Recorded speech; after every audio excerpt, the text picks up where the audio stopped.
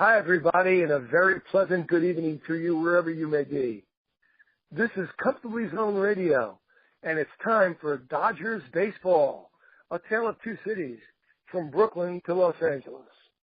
I'm your host, Peter Trunk, and my co-hosts are Linda Wilson and Boathouse Bernie Rose. How are you, Linda? Doing good, thank you. All right. And Bernie, everything okay? Everything's all right. Got a hurricane. Tell us a little bit about that hurricane that's coming your way. Yeah, well, it's going to hit pretty hard, but hopefully they say the main part of it's going to stay offshore, so I hope it stays that way. Yeah. And just gets out of here as fast as it comes in, get rid of it. How's the weather as we speak? Is it windy? No, there's nothing going on just now. Oh, nothing at all? Oh, okay. No, it's I still maybe there's a little down by Cuba. No, Yeah. I know it's big and it's moving north, but nothing at the moment now. But I had a horrible rainstorm last night. I really shouldn't tell you about this on the show, but I drove through a deluge of rain and ended up driving my car into a huge patch of water, and the engine died, and they hauled my car away today. So the hurricane didn't even get here yet. Oh, my God. But we'll see. They're going to let me know. My insurance company's going to let me know whether it's repaired or not, and then I'll know what I'm doing. So that was a great way to start my week. Well, good luck to you. Good luck. That's all I can say is good luck to you. All right, I want to start the show off with I'll start the show off with a little Brooklyn action here. We're going to go back, even though I'm old as dirt, we're going to go back a little bit before my time even, and I'm going to cover a guy named Pistol Pete Reiser, who was the center fielder for the Brooklyn Dodgers before Carl Furillo, who was the center fielder for the Dodgers before Duke Snider. I'm sure you heard those names. Anyway, Harold Patrick Reiser was born on St. Patrick's Day, hence the middle name Patrick, and he in 1919, and he grew up in a family of 12. Only 9 of those children lived past the first year of life. You know how it was in those days. And he was nicknamed Pete, Harold Patrick Reiser was, after his favorite cowboy movie hero, Two Gun Pete. And when he was a little kid, he used to roam around the neighborhood with toy guns holstered onto his belt, and he became quite a legend in his little neighborhood, and they called him Pistol Pete, and that's the way he got his nickname. You might have heard many stories later on that Leo DeRocher named him Pistol because of the line drives that he hit and this and that, and that's all folklore. He was Pistol Pete before he was 12 years old, just like Duke Snider was Duke before he was 12 years old. But that's another story. Anyway, Pistol Pete Reiser was a phenomenal athlete. His older brother, Michael, was actually scouted and signed by the New York Yankees and died, his brother did, of strep throat. Now, back in the day, one of the ways that doctors used to try to cure you from your malady was they would bleed you, and they would lance your throat if you had strep throat. Well, Pete Reiser, the younger brother, was supposed to stay away from his older brother so he wouldn't catch the strep throat, but he kept on visiting him in his bedroom, and he also caught strep throat. So his brother was 17, and he was 13 or 14, and he caught strep throat also. So they sent for the doctor. It got touch and go. They sent for the doctor, and the doctor said, here's what I'm going to do. We're going to lance their throat and hope for the best. So they lanced Michael's throat, They lanced Harold's throat, Pistol Pete's throat. And in the morning, I don't mean to be flip about this, but in the morning, Michael had died, and Pistol Pete, was 100% well. So you figure that one out, because I can't, and I've read that in like 6 different places. Pistol Pete was fine the next morning, and his brother had died, and pretty sad. Anyway, Pete was a great athlete. In fact, when he was 13 or 14 years old, he was paid more money to play one game of soccer, yes, soccer, than his father made in an entire week. He would make $50 for a game of soccer. His father only made $49 a week. He was a phenomenal football player, a great, whatever he tried, he was great at. He was all state and everything. He was just phenomenal, a natural in everything he did. And one day he read in the local paper, remember he was born and raised in St. Louis, he read that the Cardinals were having a tryout camp. This was about, I'm going to take a guess, about 1935, 36. And he snuck into the camp, even though he was underage. He was 15 years old. He snuck into the camp, and what the Cardinal scouts had the guys do, they had them throw, they had them run races, etc., things like that, just to see if they were dealing with national athletes or not. And Reiser was sent home almost immediately. And much to his chagrin, he came home crying and weeping, and he couldn't believe it. And he knew he was a good athlete. And later that night, there was a knock on the door, and it was a Cardinal scout. And the Cardinal scout told his mom and dad that the reason they sent him home so quickly is because they were aware of him, even in grammar school. And they knew what a great athlete he was. And they wanted him to get out of Sportsman's Park as soon as possible so other scouts didn't see how great he was, including the St. Louis Brown scouts that were there that day. And they said to the mother and father, look, we know your son is a natural. We know he's phenomenal. He's too young to sign him to a contract. What we would like him to do, we would like to unofficially sign him to a contract and let him be our Southern Scouts chauffeur. And the father said, well, he's only 15. He doesn't drive yet. So they taught him how to drive in like 2 days. And without a license, he drove the Scout all throughout the South during the baseball season that year.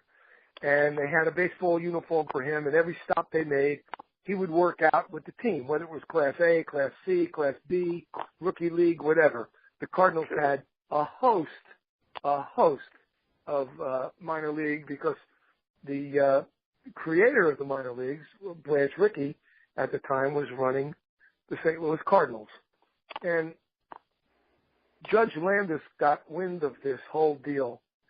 And a couple of years later, the Cardinals had already officially, along with his parents signing the contract, they had signed young Harold Patrick Reiser, Pistol Pete, to a minor league contract, and he was playing in the Rookie League. And Judge Kennesaw Mountain Landis got wind that Branch Rickey had broken all kinds of rules by having like 1,000 baseball players under contract. So he had his man make up a list of a few dozen of the young Cardinal farmhands, and he pronounced them free agents. Yes, free agents, even though it was in the 1930s. Yeah. They became free agents. And Branch Rickey, being the brilliant guy that he was, called his buddy Larry McPhail in Brooklyn, and he said, listen, sign this kid named Harold Reiser, sign him, hide him in the low minor leagues for a couple of years, and then trade him back to me. And I'll give you X number of dollars if you do that. And MacPhail said, okay, fine, we'll do it. So he signs Pete Reiser to a $100 contract and buries him down in the minor leagues. And the next spring, DeRocher wants everybody in camp in 1939. And one of the guys in camp is Harold Patrick Reiser, Pete Reiser. And he starts taking batting practice, and DeRocher sees him, and he starts making throws from center field and stuff, and DeRocher sees him, and he says, who the hell is this kid? And he gets real interested in him, and he starts playing him in the minor league games down in spring training. The Dodgers were playing like Class C teams, Class D teams, other teams, and this kid went like 12 for 12 in his first three or four games. And DeRocher said, wow, this kid is the greatest thing I ever saw. And MacPhail gets wind of it through the consternation of Branch Rickey, who learns of it from a friend. And he says, you made me a promise. You were going to hide this kid. You weren't going to play him. He says, you better tell DeRocher to stop playing him, get rid of him, put him down in the minors again. So MacPhail calls DeRocher and he tells him, stop playing the kid Reiser, put him down in the minors. He doesn't explain to him the deal that he has with Branch Rickey. He just tells him to do it. And, of course, Leo DeRocher doesn't do it. And he continues to play him. And he's hitting home runs, he's stealing the bases, he's doing all kinds of great stuff. And now he's in real hot water, DeRocher is, with MacPhail. MacPhail actually takes a plane or a train down to spring training and confronts him, DeRocher that is, in his room face to face and demands that he stops playing the kid. And he says, and by the way, you're fired. And if you know any history between DeRocher and Larry MacPhail, this is about the 7th time out of 150 times that he was quote unquote fired. And DeRocher said, okay, I'll stop playing him. I'll send him down. I'll send him out. I'll option him out. So by the next morning, everything was cool. DeRocher was not, in fact, fired, and Reiser was gone down in the minors. And he starts ripping up the minors. He's hitting like 400 down in the minors with power and speed and all kinds of stuff. And DeRocher calls MacPhail. This is back in Brooklyn now. The season has started. And he says, what are you, crazy? This kid is ripping it up. This kid is like Ty Cobb. I got to have him. I got to have him. So MacPhail sheepishly says, well, okay, I'll let you bring him up. And they bring him up, and he catches fire. He's playing great. He's like, at the end of the year, I think he played less than 100 games, but he hit like 293. He showed all kinds of power and speed and everything. And by this time, fit to be tied out in St. Louis is the Mahatma, Rickey. He can't believe that MacPhail went back on his word. And MacPhail's feeble excuse was, what would you do in my case? We just can't hide the kid. He's too good. Well, the next year, he plays. There was no Rookie of the Year, but he was better than this kid Seager out in L.A. right now. He had 343. He led the league in batting average. He had like 70-something extra base hits, 184 hits, 77 extra base hits, something like that. Led the league in stolen bases, led the league in runs, led the league in everything, in on base percentage, in slugging average, and he just led everything. He ripped it up. He was like the most phenomenal player. And that's when DeRocher actually said, this kid is the best player I've ever seen. And, of course, he hadn't seen Willie Mays yet, but he said, this is the best player I've ever seen. He's just too good to be true. And sure enough, he was excellent. And as time went on, and the next year came, 1942, Reiser was hitting 356 leading the league in everything. When he chases a fly ball in center field and runs into a brick wall and actually fractures his skull. When DeRocher got out to the outfield to look at his fall in the center fielder, there was blood coming out of his ears and he was unconscious, and DeRocher actually started to cry. They put him on a stretcher for the first time and carried him off the field. The reason I say for the first time, because he holds the record. Pete Reiser was carried off a Major League Baseball field 11 times on a stretcher throughout his career. Well, that's the one thing that I remember hearing about him, actually, never seeing him play. But, hitting the center field wall, right. Yep, ran into all of the walls. It was because of Pete Reiser that they made warning tracks. It was because of Pete Reiser that they padded the outfield walls. Yeah. Okay. Yeah. He ran into so many walls, and not only that, when he would wake up in the hospital, he would leave the hospital against doctor's orders, and he would go back to Ebbets Field, and DeRocher would say, "What are you doing here?" He said, "I feel pretty good." And DeRocher said, "Well, you know something? Maybe it's a little dangerous to play you, but suit up and sit on the bench, because then the other guys will get psyched up and they'll think you're okay and everything will be cool. It'll be good for the esprit de corps of the team." And then, the eighth inning would come and the bases would be loaded and tie score, and he'd put him in and he would play. And it was really DeRocher and by that time, Ricky, who had moved from St. Louis to Brooklyn, who actually ruined Reiser's career in allowing this to happen. Now, of course, Reiser always wanted to play, even if he was dizzy, even if he wasn't feeling well, whatever. He always wanted to play. What they should have done, both of those guys, either in concert or by themselves, they should have demanded that he go home and rest for a week or 2 weeks or 3 weeks or the rest of the season or whatever. They didn't know anything about concussions back then, but he was playing with concussions. Now, his batting average went from 356.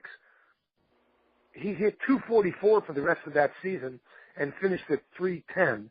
He hit 310 that year, and he was never the same ball player after that. He kept running into the wall in different ballparks, not only at his field or St. Louis. He kept running into the wall. He would just listen to this. You're not going to believe this, and you're going to say, when this show is over, you're going to say, "Why didn't I know that? How come I never knew that?" Listen to this.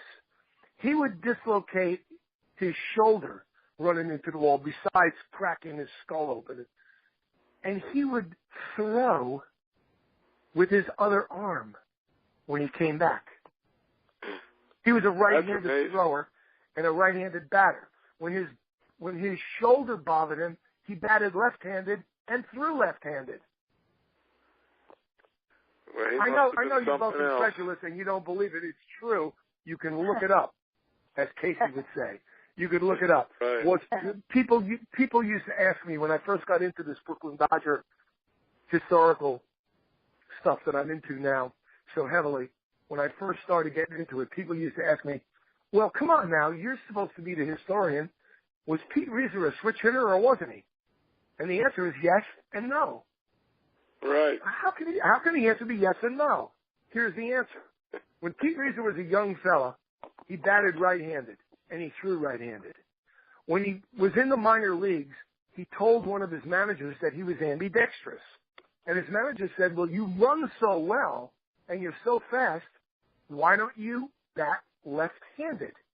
And he batted left-handed and he didn't miss anything. He didn't go from like 350 to 330 or 360 to 300. He stayed right where he was. He hit just as well. So he batted left-handed.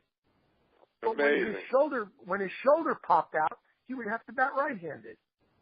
So if you look his record up, Pete Reiser's record up, in a good place, I'm not saying if you look on Wikipedia or something like that, if you look up in a good place, like the official Hall of Fame place or whatever, not that he's in the Hall of Fame, but if you look it up in a reputable place, it will say it will say throws right, bats left, and there should be an asterisk because it'll say in 1940, and then from 42 to 45, and 47 to 52, he switch hit, and therein lies the problem in italics, that people not in the know don't understand what that means. Was he a switch hitter? No. Yes. Both answers are correct. So he threw left-handed, he threw right-handed, he batted right-handed, he batted left-handed. He could run, they clocked him at 9.8 seconds in his baseball uniform on grass for the 100-yard dash, which means in a shorts and a t-shirt with the right shoes on cinders, he was probably the fastest man of his time. And Leo DeRocher later said, the only player I ever saw better than Willie Mays. And it is an amazing story. It's an amazing story. I have two sisters. I have a brother and two sisters. I am the youngest in my family. My older sister was married to a fella who was a big Brooklyn Dodger fan, just passed away 2 months ago. He always used to tell me when I was a little kid, but he was, he was born in 31, I was born in 46. He was 15 years older than I was. So that doesn't sound like a lot, but when you're 15 and the guy's 30, yeah. that's a big difference, okay?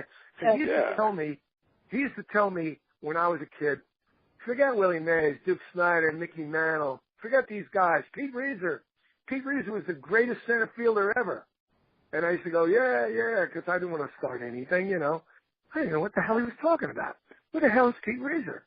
And I did a little bit of studying up on it back then, but I knew what the average Joe knows. You know, he coulda, woulda, shoulda, but he got hurt. You know, there's a million guys like that. But I never knew the real full story about Pistol Pete Reiser. And when I learned the full story about Pistol Pete Reiser, it knocked me for a loop. It's a crazy story. Perhaps the greatest ball player. He could have been the greatest ball player ever. He could have been Willie Mays and Ty Cobb and all those guys rolled into one. But he just kept running into those walls. You know, I'm laughing. It's really not funny. The guy died very young, too, from lung cancer, a heart attack. He coached for the Los Angeles Dodgers for a very long time. You can look that up, too. Coached third base a couple of years and batting coach 1 year, bench coach or whatever. He also coached in Anaheim for the Angels because Preston Gomez was an ex-Dodger guy and he knew him. They were buddies and he hired him. And DeRocher had him out in Chicago when he was the manager of the Cubs. When DeRocher managed the Cubs, he had an open door policy for Pete Reiser. Anytime you want to coach, you just come out and you need a job, you come here, you coach. So Reiser had a 12-year playing career and then a 12-year coaching career. And then he managed in the minor leagues for the Dodgers, hoping to become a manager someday on the major league level. He managed one game on the major league level. DeRocher let him manage a game in Chicago, and he won it. So he's 1-0 lifetime. And when he was at Kokomo, with the Kokomo Dodgers, he dropped dead of a heart attack and lung cancer.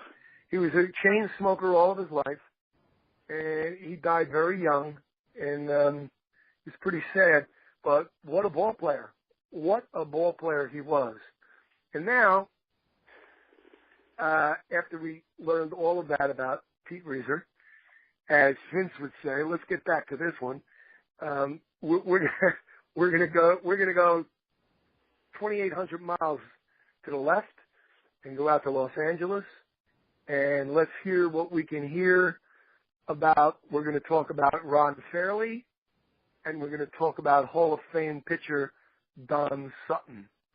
And let's hear about Don Sutton first. Let's let ladies go first. Linda Wilson, Don Sutton.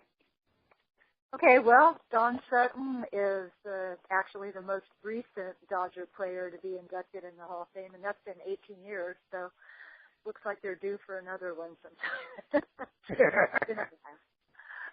He was a rookie in 1966. The Dodgers won the pennant and lost the World Series to the Orioles, but he was one of the rotation that included Koufax, Drysdale, and Claude Osteen, probably one of the deepest rotations ever. 3 of them are Hall of Famers. Not very likely you'll find that anymore. Anyway, right. They all played together in his rookie season. Of course, Koufax retired that off season, and a couple of years later, Drysdale retired, and then in the early 70s, Osteen was traded. So Sutton was the pitcher that, out of all of those, that I most identify with, because when I started following baseball closely in the 70s, he was the big Dodger pitcher. He was the ace. He was the guy that was always reliable, steady, never won a Cy Young award, never had a no-hitter, but he was pitcher of reliability. He got it done, and he actually got votes for Cy Young, and I think it was about 5 straight seasons in the mid-70s. So he ended up with 3,000 strikeouts, right, and 300 wins, didn't he? He had 324 wins. And, wow. That's a lot of wins. Oh, yeah. In fact, after he left the Dodgers, he played for several other teams. And then he came back to the Dodgers and retired during the 88 season. So he wasn't, he was part of the team during the 88 season, which they later won the World Series, obviously. But he had quite a career, and he was with the Angels, I believe, when he had his 3,000th strikeout. I know it was in 1986. And let's see, he had... Was he on the 81 team that won the World Series or not? I don't think he was. No, he wasn't. He was traded after... he signed as a free agent with the Astros after 1980. And that, interestingly enough, was he started with the Dodgers in 66, the year after they won a World Series, and then he left the Dodgers in 81, the year they won a World Series, and he comes back for part of the 88 season. I guess that's the closest he got to it. But yeah, I think he got a ring then, right?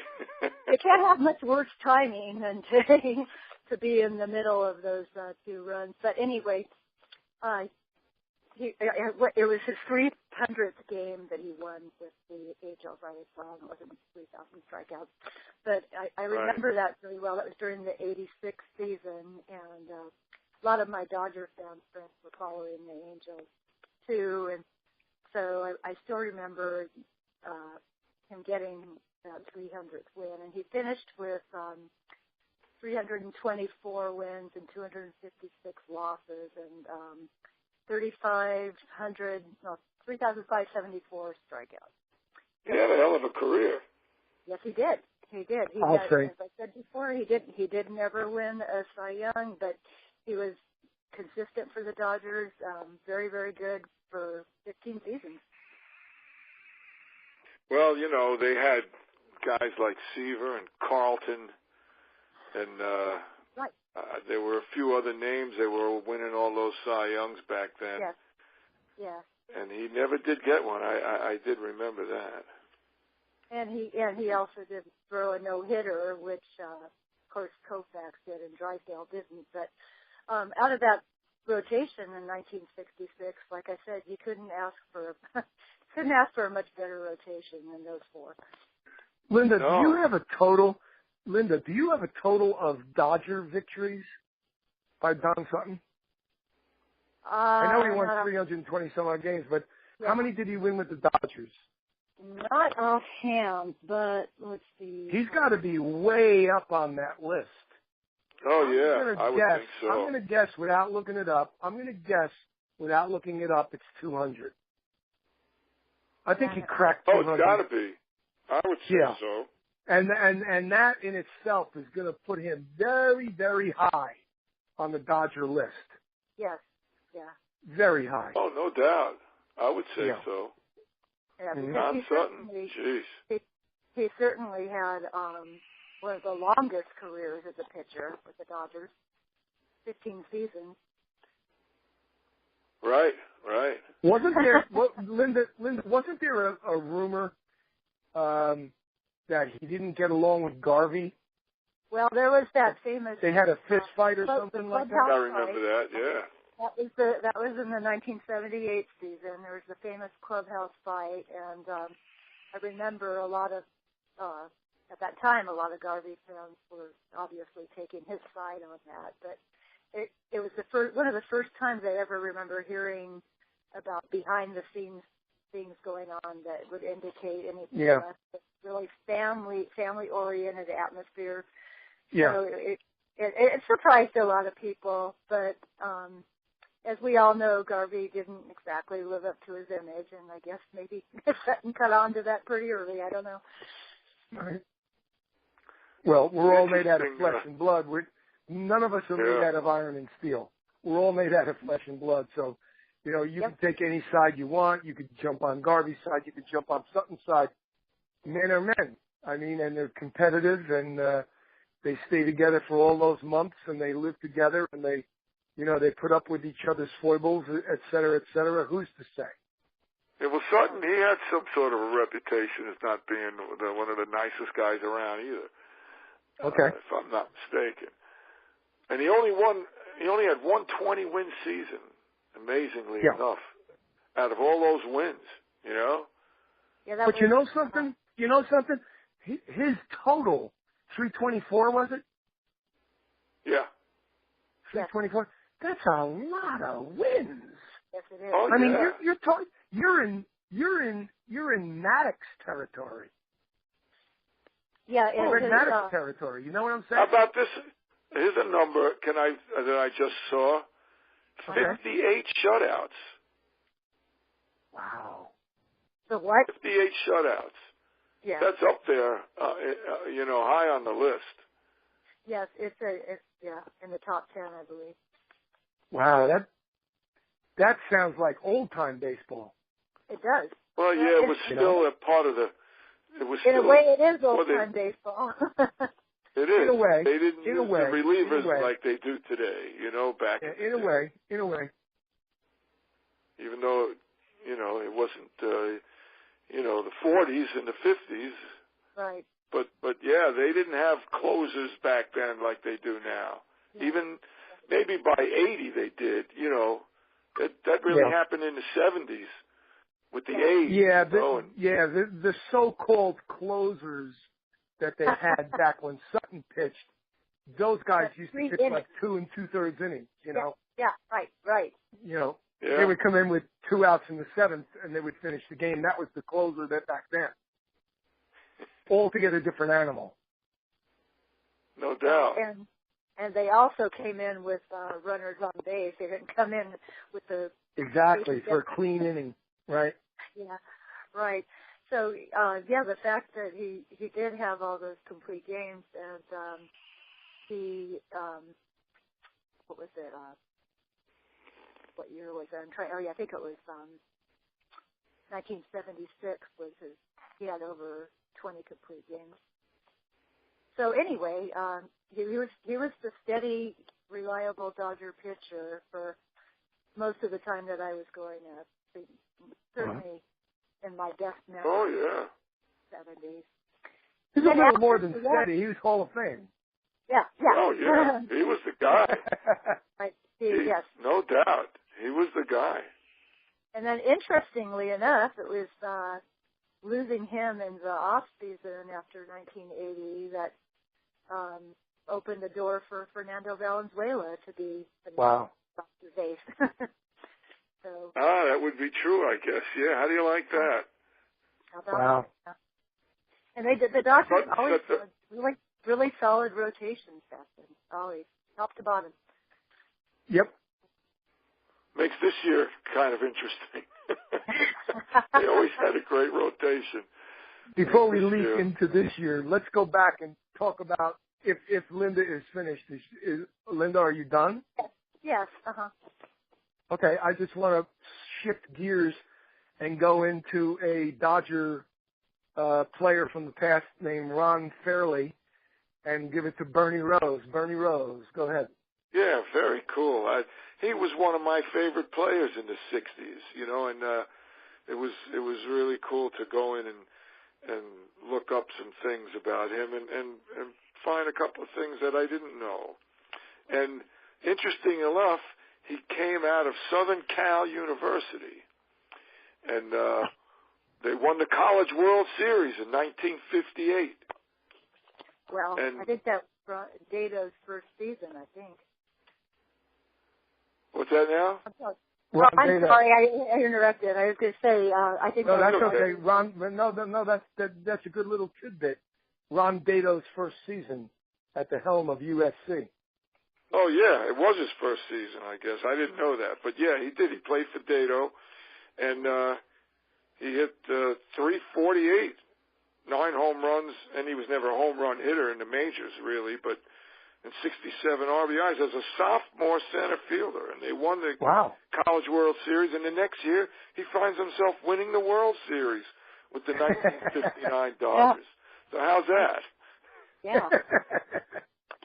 Right. And he ended up being one of, I guess, not many to play 1,000 games in the infield and 1,000 games in the outfield. And had a 21-year career. That's saying something for a left-handed thrower. Yeah, absolutely. That's saying something because they couldn't put him at third, short, or second, so it was always first base. And that statistic stands out even bolder.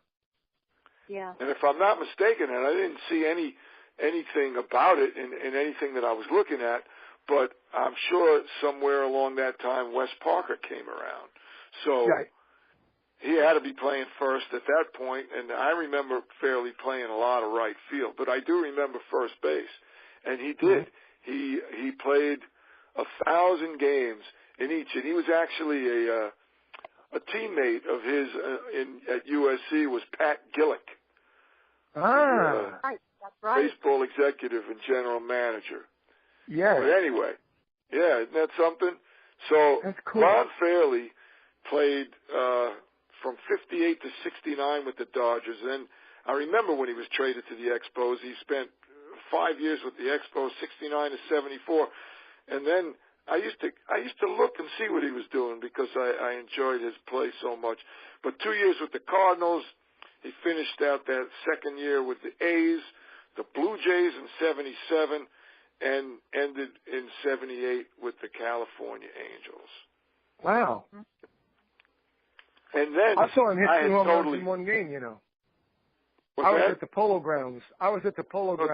Really? In either 62 or 63, I forget which. And Ron Fairley hit 2 home runs in one game. Wow. For the Dodgers against the Mets. The second one, I remember, was a very high pitch up in his face. And he hit it in the second deck in right field. I can still hear the crack of the bat. Hit. Oh, right. He had a lot of big hits. He ended up winning, obviously, 3 World Series, 59, 63, and 65, and played in 4 when they lost in 66. He ended up hitting 300 in all those World Series. Wow. So I didn't know if anybody knew that. And that's a great stat. Yeah, it is. He was solid. He was definitely solid.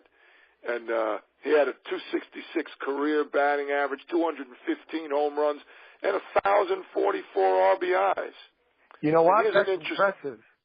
It is. And listen to this. That's impressive. 215 home runs, and he wasn't a home run hitter.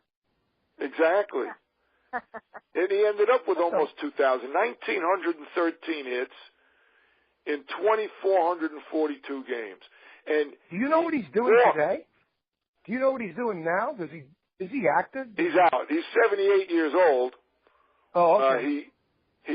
I was going to get into his broadcasting career. Did you remember he went into broadcasting? I remember that.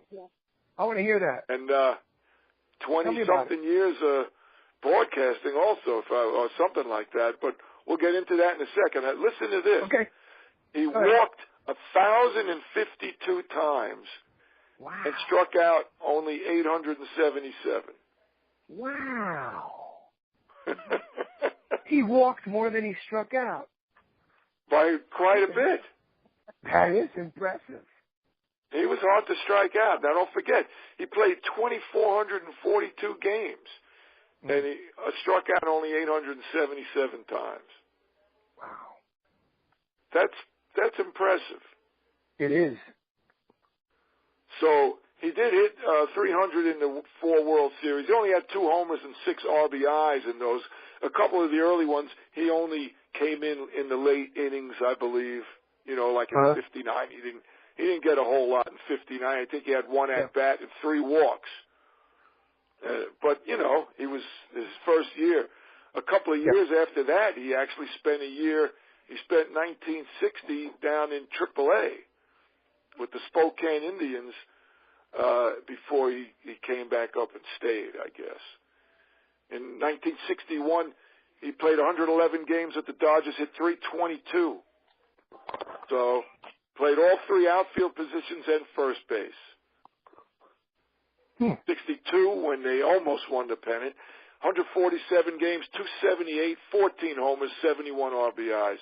In 63, when they won it all, 152 games, 271, 12 homers, 77 RBIs. He was solid. That's everything I see. In 64, another 74 RBIs in 150 games. In 65, 274, 70 RBIs. He was a solid player.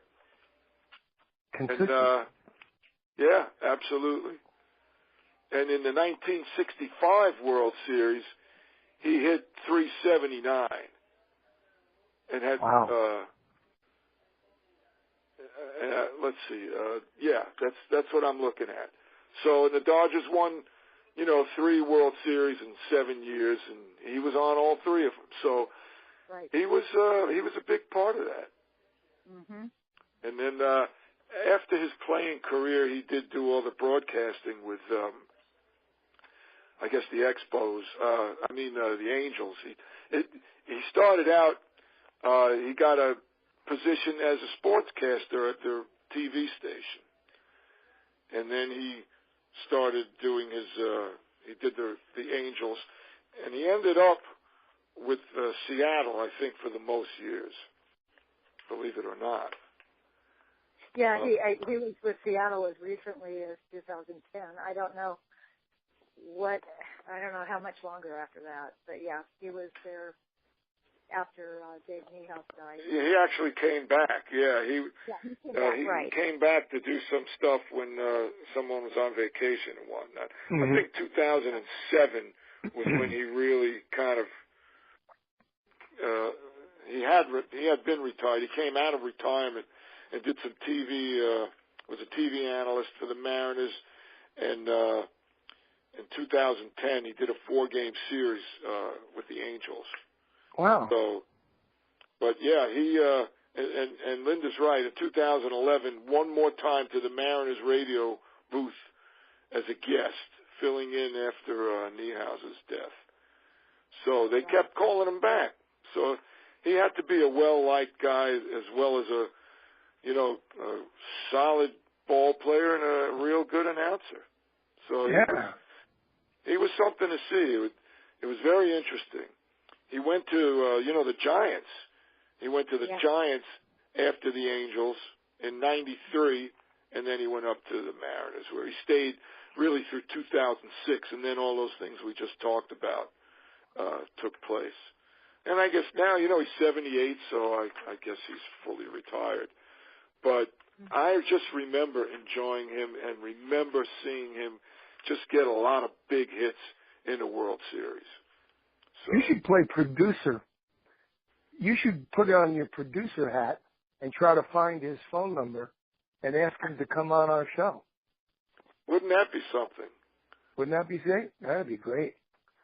Well, Fairley. Maybe if I actually make it up to New York, maybe I'll do that when I get back and see if that's possible. That would be something. That would be a really cool thing. Yeah, it would.